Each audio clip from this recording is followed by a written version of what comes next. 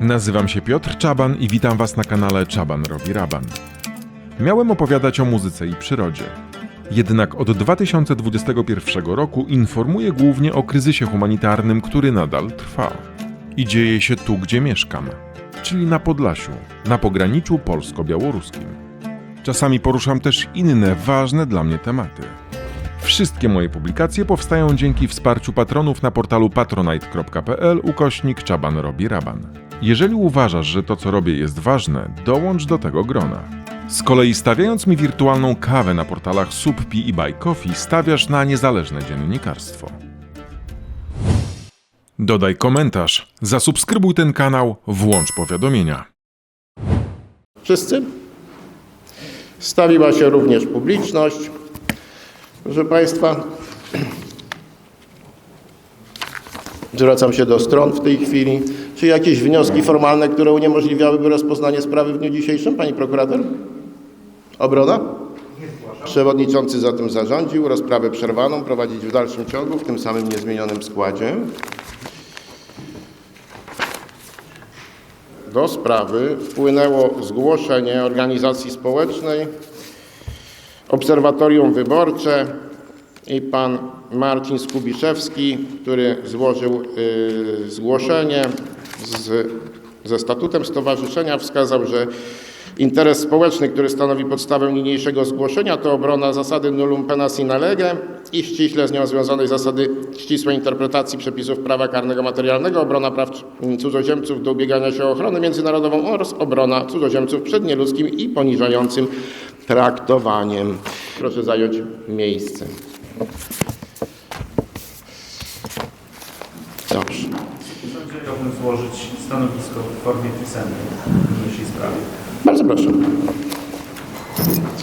W tym miejscu przedstawiciel organizacji społecznej Stowarzyszenia Ordo Iuris oraz Marsz Niepodległości, dziękuję, składa pisemne stanowisko w przedmiotowej sprawie, które przewodniczący zarządził załączyć do akt sprawy. Dobrze. Proszę Państwa, sąd informuje, że w dniu 29 kwietnia 2025 roku oskarżyciel publiczny, prokuratura rejonowa w Hajnówce, złożyła do akt sprawy wniosek o zmianę opisu czynu i kwalifikacji prawnej zarzutów objętych aktem oskarżenia, wnosząc, by cała piątka oskarżonych została objęta zarzutami z artykułu 264 paragraf 3 Kodeksu karnego, czyn ma polegać na tym, że działając wspólnie i w porozumieniu w dniu 22 marca 2022 roku oraz z innymi nieustalonymi osobami zorganizowali 9 obywatelom Iraku oraz 1 obywatelowi Egiptu wbrew przepisom artykułu 14 ustawy o ochronie granicy państwowej przekroczenie granicy Rzeczpospolitej Polskiej z terytorium Republiki Białorusi do Rzeczpospolitej Polskiej w ten sposób, że dostarczyli środek transportu, którym przemieścili tychże cudzoziemców w rejon granicy państwowej, skąd odebrali 3 spośród wyżywionych cudzoziemców i przewozili ich w głąb Polski z zamiarem przewiezienia ich na teren innych państw Unii Europejskiej. Mówię o tym dlatego, że ma to istotne znaczenie dla dalszego procedowania. Prokurator stosownie do zarządzenia sądu wskazał, o jakie czyny będzie się domagał dalszego procedowania. Ja te zarzuty odczytam w pełnym zakresie co do każdego z oskarżonych, ale za chwilę albo za dłuższą chwilę, dlatego że teraz chciałbym, żebyśmy zajęli się procedowaniem. Na 10:30 mamy umówione czynności z sądem niemieckim, albowiem sąd tutejszy wystąpił z europejskim nakazem dochodzeniowym o przesłuchanie w charakterze świadków na drodze wideokonferencji, w drodze właśnie europejskiego nakazu dochodzeniowego przez stronę niemiecką 2 świadków, którzy się tam znajdują. Dlatego też w tej chwili chciałbym tą procedurę dotyczącą wniosków ograniczyć do wskazania, czego dotyczył wniosek prokuratora, bo ma on znaczenie dla ewentualnych pytań i dopuszczania dalszych pytań przez sąd. Jeżeli chodzi, tylko wskażę, że jeżeli chodzi o panią oskarżoną Moros-Keczyńską, to okres jest inny, jest szerszy, 20 marzec, 22 marzec. Natomiast pozostała czwórka państwa oskarżonych to jest 22 marca 2022 roku.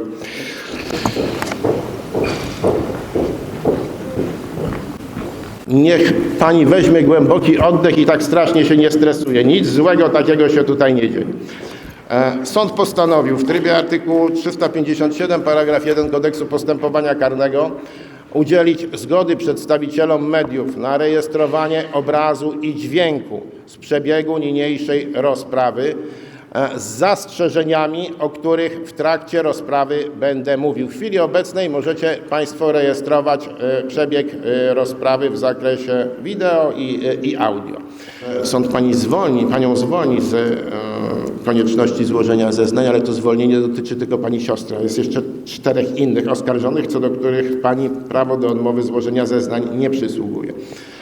Pytania tylko, czy będą pytania w tym zakresie do innych oskarżonych. Czy zna pani pozostałych oskarżonych w tej sprawie? Osoby, które tutaj siedzą, plus Marko Winickiego, który tu nie siedzi. Czy chodzi teraz o ten okres, czy Nie, chodzi... czy w ogóle pani te osoby zna? Teraz tak. Czyli teraz wie pani, co to są za osoby. A wcześniej, przed 2022 rokiem pani znała, czy nie? Proszę panią, czy pani kiedykolwiek przed 2020 rokiem i w 2022 roku użyczała swojego pojazdu siostrze albo jej znajomym? Siostrze? Tak. A jaki to był samochód? Ojej, nie pamiętam, bo już tak dawno było. Rozumiem. Czy któreś z osób innych niż siostra ten samochód, a będących oskarżonymi, panu Marko Winickiemu albo pozostałej trójce tu obecnej, użyczała pani swój samochód?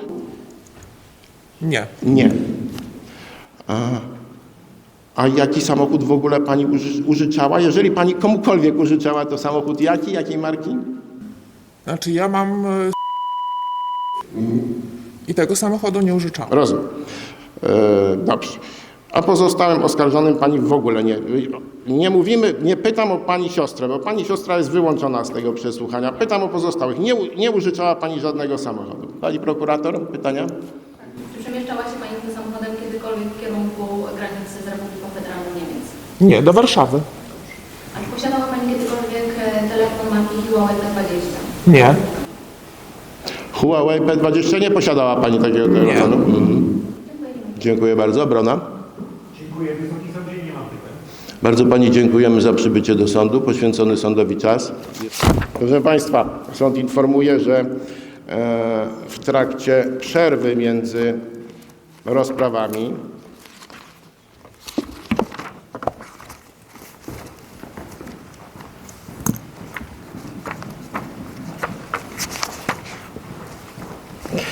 Dwudziestego 8 kwietnia 2025 roku sąd, działając na zasadzie artykułu 589w paragraf 1 Kodeksu Postępowania Karnego, mając na względzie konieczność przeprowadzenia dowodu, który może zostać przeprowadzony na terytorium innego państwa członkowskiego Unii Europejskiej, postanowił wydać z Urzędu Europejski nakaz dochodzeniowy w zakresie przesłuchania w drodze wideokonferencji przed sądem w Ratzeburgu świadków w Niemczech, świadków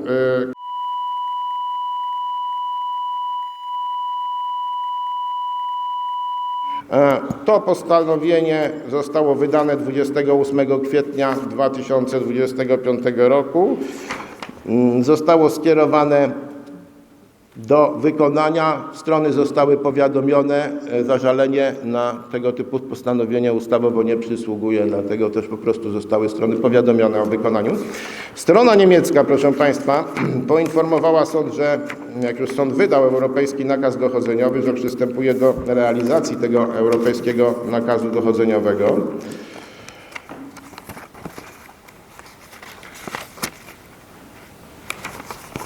Przy czym poinformowała sąd, że z 3 osób o których przesłuchanie wystąpiła już później na rozprawie prokurator bezpośrednio przed sądem, ale którzy zostali wskazani w załączniku do aktu oskarżenia. Jedna z osób już nie żyje. Zmarł, potwierdzimy to, jak rozumiem, jak będzie już przeprowadzona czynność związana z wideokonferencją. Natomiast co do dwóch pozostałych osób, europejski nakaz dochodzeniowy będzie realizowany, a zatem sąd wysłucha te osoby. W tym miejscu przewodniczący udostępnił akta sprawy w tłumacz języka niemieckiego, wskazując, w jakim zakresie winno nastąpić tłumaczenie dokumentów załączonych do akt sprawy, a nadesłanych przez stronę niemiecką.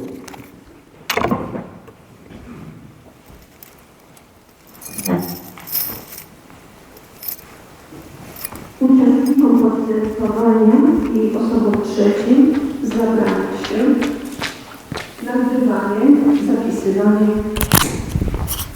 wideokonferencji i postępowania w postaci wideo.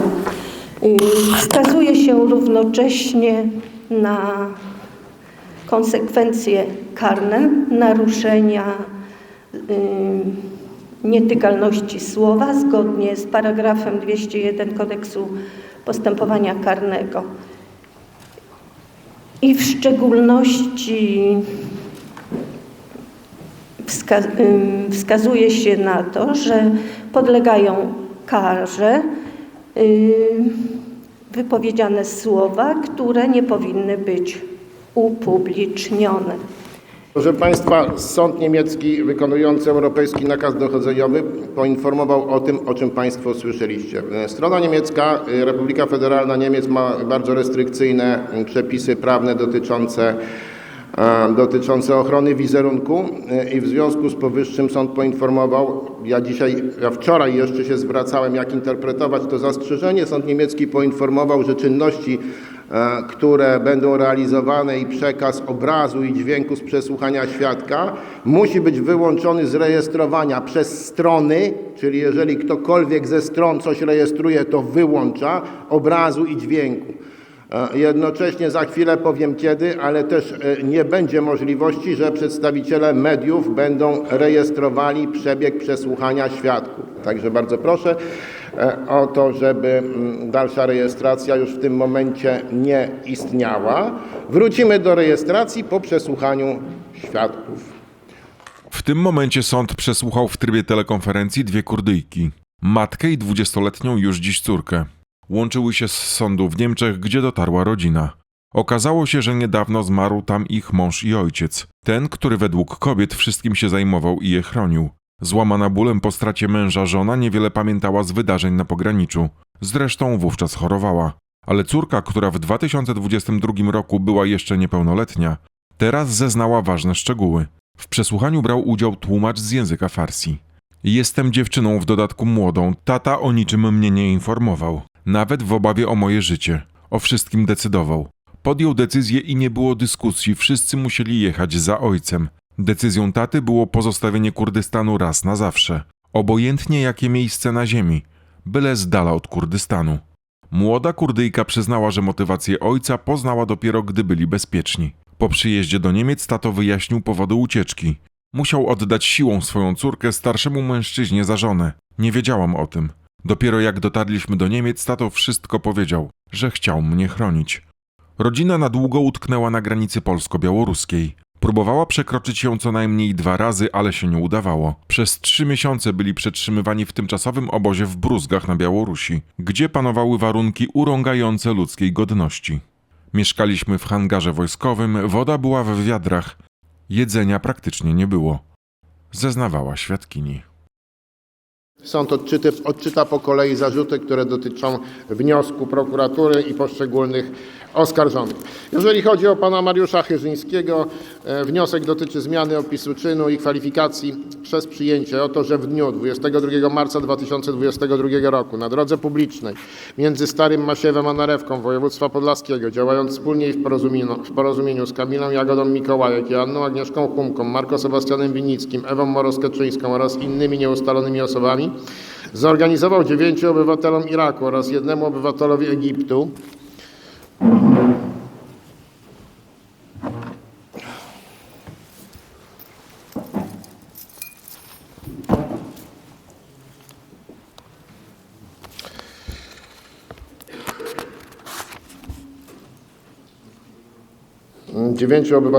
oraz 1 obywatelowi Egiptu wbrew przepisom artykułu 14 ust. 1 ustawy z dnia 12 października 1990 roku o ochronie granicy państwowej, przekroczenie granicy Rzeczpospolitej Polskiej z terytorium Republiki Białorusi do Rzeczpospolitej Polskiej w ten sposób, że dostarczył środek transportu w postaci samochodu osobowego marki, którym przemieścił się w rejon granicy państwowej, skąd odebrał 3 spośród wyżej wymienionych cudzoziemców i przewoził ich w głąb Polski z zamiarem przewiezienia ich na teren innych państw Unii Europejskiej. To jest odczyn z artykułu 264, paragraf 3 Kodeksu Karnego. Wobec pani oskarżonej Kamili Jagody Mikołajek oskarżenie postuluje o przyjęcie, że w dniu 22 marca 2022 roku na drodze publicznej między Starym Masiewem a Narewką województwa podlaskiego, działając wspólnie i w porozumieniu z Mariuszem Chyrzyńskim, Joanną Agnieszką Humką, Marko Sebastianem Winnickim, Ewą Moros-Kaczyńską oraz innymi nieustalonymi osobami zorganizowała 9 obywatelom Iraku oraz 1 obywatelowi Egiptu wbrew przepisom artykułu 14 ust. 1 ustawy z dnia 12 października 1990 roku o ochronie granicy państwowej przekroczenie granicy z Rzeczpospolitej Polskiej z terytorium Republiki Białorusi do Rzeczpospolitej Polskiej w ten sposób, że dostarczyła środek transportu w postaci samochodu osobowego marki, którym przemieściła się w rejon granicy państwowej, skąd odebrała 3 spośród wyżej wymienionych cudzoziemców i przewoziła ich w głąb Polski z zamiarem przewiezienia ich na teren innych państw Unii Europejskiej. To jest odczyn z artykułu 264, paragraf 3 Kodeksu Karnego. Marko Sebastiana Winnickiego. Postulat jest o przyjęcie, że w dniu 22 marca 2022 roku na drodze publicznej między Starym Masiewem a Narewką województwa podlaskiego, działając wspólnie i w porozumieniu z Mariuszem Chyrzyńskim, Joanną Agnieszką Humką, Kamilą Jagodą Mikołajek, Ewą Moros-Kaczyńską oraz innymi nieustalonymi osobami zorganizował 9 obywatelom Iraku oraz 1 obywatelowi Egiptu wbrew przepisom artykułu 14 ust. 1 ustawy z dnia 12 października 1990 roku o ochronie granicy państwowej, przekroczenie granicy Rzeczpospolitej Polskiej z terytorium Republiki Białorusi do Rzeczpospolitej Polskiej w ten sposób, że dostarczył środek transportu w postaci samochodu osobowego marki, którym przemieścił się w rejon granicy państwowej, skąd odebrał 3 spośród wyżej wymienionych cudzoziemców i przewoził ich w głąb Polski z zamiarem przewiezienia ich na teren innych państw Unii Europejskiej. To jest odczyn z artykułu 264, paragraf 3 Kodeksu Karnego. Panią Joannę Agnieszkę Humkę poprzez przyjęcie tego, że w dniu 22 marca 2022 roku na drodze publicznej między Starym Masiewem a Narewką województwa podlaskiego, działając wspólnie i w porozumieniu z Mariuszem Chyrzyńskim, Marko Sebastianem Winnickim, Kamilą Jagodą Mikołajek, Ewą Moros-Kaczyńską oraz innymi nieustalonymi osobami zorganizowała 9 obywatelom Iraku oraz 1 obywatelowi Egiptu wbrew przepisom artykułu 14 ust. 1 ustawy z dnia 12 października 1990 roku o ochronie granicy państwowej, przekroczenie granicy Rzeczpospolitej Polskiej z terytorium Republiki Białorusi do Rzeczpospolitej Polskiej w ten sposób, że dostarczyła środek transportu w postaci samochodu osobowego marki, którym przemieściła się w rejon granicy państwowej, skąd odebrała 3 spośród wyżej wymienionych cudzoziemców i przewoziła ich w głąb Polski z zamiarem przewiezienia ich na teren innych państw Unii Europejskiej. To jest odczyn z artykułu 264, paragraf 3 Kodeksu Karnego. I wreszcie pani Ewa Moros-Kaczyńska.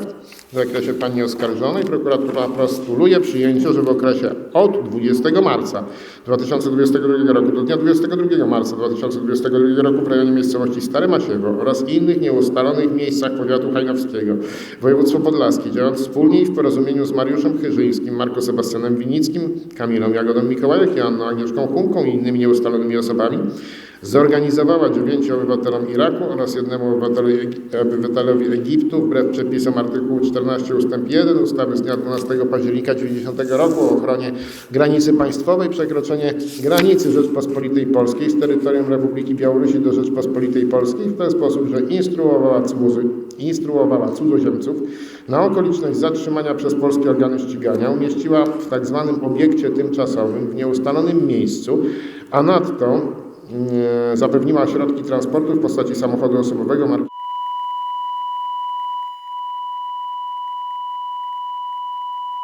oraz innego samochodu nieustalonej marki o nieustalonym numerze rejestracyjnym, po czym podjęła decyzję odnośnie do umieszczenia poszczególnych cudzoziemców w określonych pojazdach, którymi następnie cudzoziemcy byli przewożeni w głąb Polski z zamiarem przewiezienia ich na teren innych państw Unii Europejskiej, który jest odczytany z artykułu 264, paragraf 3 Kodeksu karnego. I tak brzmi wniosek. Czy pani ewentualnie chciałaby, bo jest taki wniosek, muszę znać pani stanowisko, mogła pani zmienić swoje stanowisko. Chciałaby pani się odnosić do pytań ewentualnie zadanych przez prokuratora, czy też pozostaje pani przy stanowisku, że nie będzie pani odpowiadać? Na pytanie przewodniczącego, proszę usiąść, dziękuję. Na pytanie przewodniczącego oskarżona Kamila Jagoda-Mikołajek oświadcza, że w dalszym ciągu korzysta z przysługującego jej uprawnienia i odmawia składania wyjaśnień ponad dotychczas złożone. Pani prokurator, odnośnie tego wniosku, w związku ze stanowiskiem pani oskarżonej, podtrzymujecie państwo? Jeszcze raz? Czyli cofa pani ten wniosek? No, w tym miejscu oskarżyciel publiczny w związku ze stanowiskiem oskarżonej oświadcza, że wniosek stał się bezprzedmiotowy i go cofa. Dobrze. Proszę państwa, ja wiem, że są stanowiska jeszcze, ale żeby uniknąć niepotrzebnego procedowania stanowisk, patrzę na zegarek i nie widzę szansy też, żebyśmy w dniu dzisiejszym wysłuchali wszystkich państwa i żebyśmy zakończyli proces. Jeszcze raz zapytam, czy oprócz, za chwilę rozpoznam wniosek dotyczący pana, oprócz tego wniosku, jeżeli chodzi o osobowe źródła dowodów, jakieś dowody jeszcze sąd ma procedować? Nie. Dobrze. Sąd postanowił punkt pierwszy.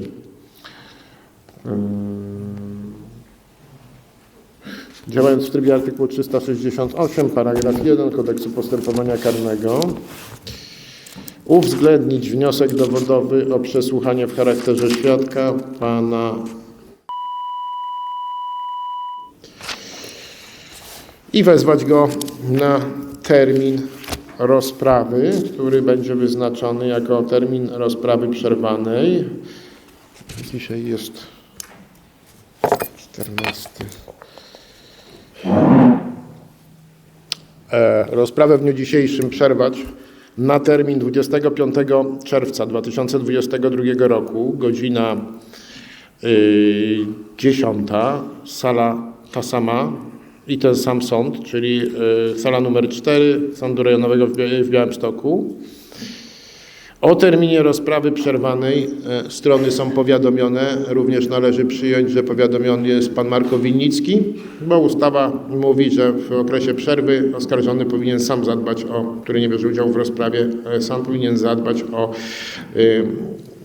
nabycie wiadomości co do tego, kiedy rozprawa ma się odbywać. Teraz proszę państwa tak, jeżeli chodzi o wniosek, co do którego obrona chciała się odnieść, o zmianę opisu czynu i kwalifikacji prawnej i wniosek, który na poprzedniej rozprawie został złożony o uzupełnienie materiału dowodowego poprzez te materiały, które są złożone i który cały czas oczekuje na procedowanie. I wniosek uzupełniony w tym zakresie, a także wniosek dotyczący odroczenia rozprawy, to tymi dwoma wnioskami sąd zajmie się na najbliższym terminie rozprawy. Pani prokurator była uprzejma przedłożyć sądowi stanowisko, z którego wynika, dlaczego wnioskujecie państwo o ten, a nie inny materiał dowodowy.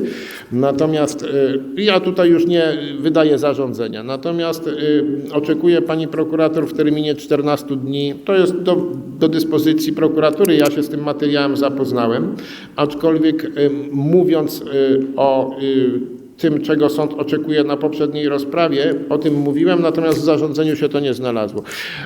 Sąd chciałby wiedzieć, które z materiałów przedłożonych przez państwa i opisanych dotyczą okresu marca 2022 roku. Oczywiście sąd nie zobowiązuje w tym momencie, to jest państwa stanowisko. Sąd się zapoznał i ma swój pogląd w tym zakresie, ale być może prokuratura ma jakieś spostrzeżenia, które umknęły sądowi, więc mówię o tym, że do dyspozycji sądu, do dyspozycji prokuratora pozostawiam kwestię uzupełnienia tego wniosku o wskazanie, które z materiałów dotyczą marca 2022 roku. Najlepiej między 20 a 22, no ale już mówię o marcu. Do czasu następnej rozprawy sąd zawiesi w cudzysłowie, czyli poczeka z procedowaniem tych wniosków. Również poczekam, być może otrzymamy informację i wtedy do kompletnej już informacji ze strony oskarżyciela odniesie się obrona, a wtedy sąd wyda postanowienie o tym, czy dowody te dopuścić, czy też nie. Ja zwlekam z procedowaniem tego wniosku z racji tego, że podstawowe znaczenie dla rozstrzygnięcia tego wniosku miało stanowisko dotyczące obecnych zarzutów. O co prokurator wnosi, jakiej zmiany oczekuje i w jakim zakresie. I dlatego dopiero w chwili obecnej sąd mógłby ten wniosek procedować, aczkolwiek ponieważ jeszcze dzisiaj sprawy nie kończymy, to chcę uzyskać być może od prokuratury stanowisko. Jeżeli nie, sąd sam podejmie ocenę, czy materiały te z racji swojej chronologii mogą być dowodami, są potrzebne, czy też nie. Proszę Państwa, na następnym terminie obowiązują te same zasady, które obowiązują dzisiaj. Dziękuję Państwu za zdyscyplinowanie. Wszystko dzisiaj przebiegało już bardzo sprawnie. Proszę o rejestrację. Jeżeli mogę sugerować, proszę o wcześniejsze tylko się rejestrowanie, bo to pomaga już w prowadzeniu wcześniej na listy. Sekretariat ma mniej prac do wykonania. Najbliższy termin, proszę Państwa, 25 czerwiec, godzina 10, sala ta sama. Z dużą dozą prawdopodobieństwa, w zasadzie graniczącym z pewności, po wysłuchaniu świadka sąd przystąpi do ewentualnie zamknięcia przewodu sądowego i będą głoszone mowy. Zobaczymy, ile czasu zajmie stroną wygłoszenia mów końcowych. Nie jest wykluczone, że w tej dacie zapadnie wyrok w tej sprawie, więc proszę przygotować się już do czynności wieńczących wystąpienia stron i przedstawicieli prawnych stron. Dziękuję Państwu za udział w dzisiejszej rozprawie. Poświęcony czas. Życzę Państwu spokojnego i pogodnego dnia.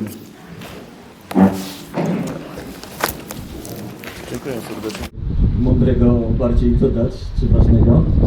Chciałem tylko powiedzieć, że bardzo często się mówi o nas, czy innych osobach pomagających, że jesteśmy bohaterami, bohaterkami. A bohaterem to pan, który umarł. Dziękuję. Niech was rutyna nie zjedzie! Bardzo dziękuję. Nigdy, przenigdy nie będzie szła sama! Nigdy, przenigdy nie będzie szła sama!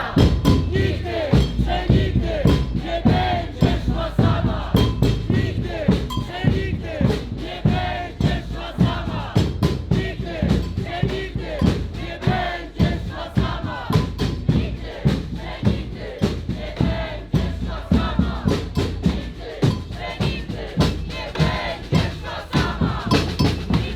Nigdy, przenigdy nie będzie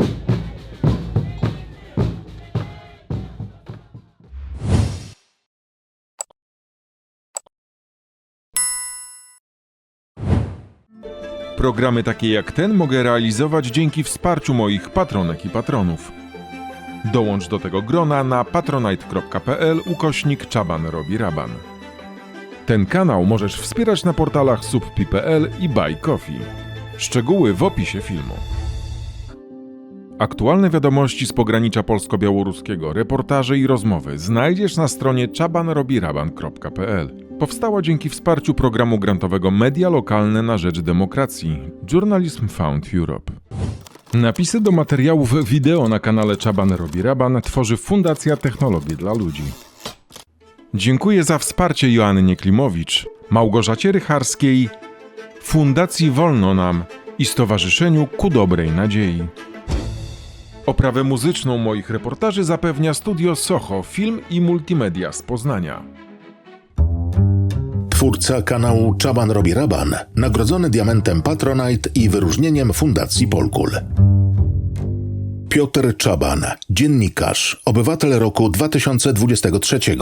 Tytuł przyznany przez Towarzystwo Dziennikarskie za odwagę, wytrwałość i bezkompromisowość. Piotr Czaban, laureat Nagrody Fundacji dla Migrantów Dobry Start. Honorowym patronem kanału Czaban robi raban jest Piotr Nagłowski. Emil Hakim al-Sam Marraj. Do grona moich patronów należą Jerzy Matejko, Hanna Janiszewska, Paweł Jastrzębski, Patrycja Ślosarczyk-Zenker, Krzysztof Esz, Bartosz Kuźmiński, Dariusz Szary, Daniel Żamojduk, Katarzyna Skakki, Tomasz Urban, Staszek Wasilkowski, Sławek Stocki, Ania Ramut, Ewa Szymańska, Małgorzata Wróblewska, Anna Papież, Michał Grech, Manuela Prekiel, Magdalena Falkowska, Agata Kęsy, Anna Masłowiec, Miłosz Krawiecki, Iza Tarasewicz, Paweł Trzciński, Piotr Matecki, Krzysztof Pajak, Dariusz Szary, Katarzyna Skakki, Stanisław Choeft, Michał Grech, Anna Kulikowska, Adam Szajna, Lesław Kostulski, Krzysztof Nowakowski, Michał Kulka-Kowalczyk, Iga Pękalak, Jerzy Iwaniuk, Irmina Jakoniuk, Urszula Kołodziejczak, Joanna Kompa, Maciej Reputakowski-Madej, Aśka Plata, Kacper Gontar, Anna Machcewicz, Małgorzata Maj, Leleks 200, Małgorzata Grzankowska, Barbara Majewska, Sebastian Iwaniec, Grzegorz Paprzycki, Adam Karpiuk, Zofia Malcher, Zbigniew Sadowski, Witold Ściślak, Jan Kaliszewski, Jarosław Magielski, Katarzyna Woch, Ewa Jeronim, Małgorzata Pietrowska, Wawrzyniec Mąkinia, Anna Guzek, Olga Hajda, Darek Mickiewicz, Ruslan Abdullah, Katarzyna Mitros, Krystyna Kilde, Małgorzata Szczecina, Krzysztof Jania, Weronika Szawara, Adam, Anna Domanowska, Jakub Górnicki, Grażyna Przybyszewska, Iwanka Sudek, Katarzyna Szastok, Klara Półmrok, Julita Białobłocka, Robert Gola, Gabriela Wiktorowicz, Danuta Dowiat, Karolina Kuzema, Barbara Joanna Mrozińska-Badura, Mateusz Wojak, Patrice Senekal, Paweł Pacyński, Arwo Pole, Jerzy Machnikowski, Małgorzata Staszewska, Barbara Pomorska, Małgorzata Kłuszewska, Agnieszka Wrzaskowska, Majka Duczko, Adam Myk, Beata Walatek, Wiesława Grecka, Agnieszka Korzyńska, Paweł Smater, Janusz Bójko, Urszula Keczma, Anna Langowska, Marek Durski, Anna Dormajer, Beata Sujka, Tomasz Zduński, Andrzej Marszałek, Krzysztof Dziedzic, Maciej Śliwa, Marzena Potepa, Jolanta Tomczak, Lucyna Kielmińska, Jadwiga Jędryjas, Agnieszka Będkowska, Anna Pasikowska, Anita Poddębniak, Antoni Komasa-Lazarkiewicz, Piotr Szyndlarewicz, Bożena Nowak, Marcin Pankał, Ania Pieńkowska, Krzysztof Biniarz, Jolanta Malinowska, Dariusz Dudojć, Krystyna Kozioł, Helena Szlezak, Darek Łankowski, Jacek i Anna Czernuszenko, Ewa Łabus, Wioletta Chrost, Maciej Żurek, Genowefa Nowak, Maria Szyszko, Hanna Kotowska, Jakub Bielikowski, Joanna Tyszczuk, Dorota Lubiewska, Dawid Weisbrod, Bogna Badowiec, Anna Mrowiec, Joanna Karbowska-Bebel, Aleksandra Bolczyk-Szephert, Marlena Fatyga, Basia Madej, Katarzyna Więciorek, Aleksandra Lipowska, Marcin Pyrzyk, Ewa Tarasewicz, Bartosz Romanek, Maciej Handzlewicz-Wacławek, Gosia Adamczyk, Agnieszka Wolska, Iwona Skoneczna, Agnieszka Grondas, Aga Lys, Adhina Jędrzejczyk, Kasia Kruszewska,